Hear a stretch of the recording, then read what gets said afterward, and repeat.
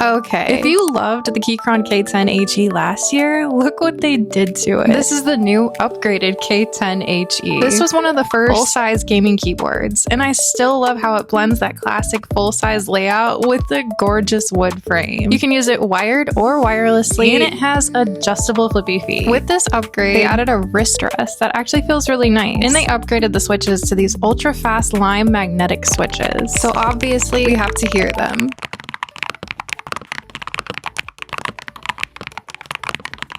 Okay, I'm loving that sound. The new switches and wrist rest are such a fun upgrade to an already solid full-size keyboard.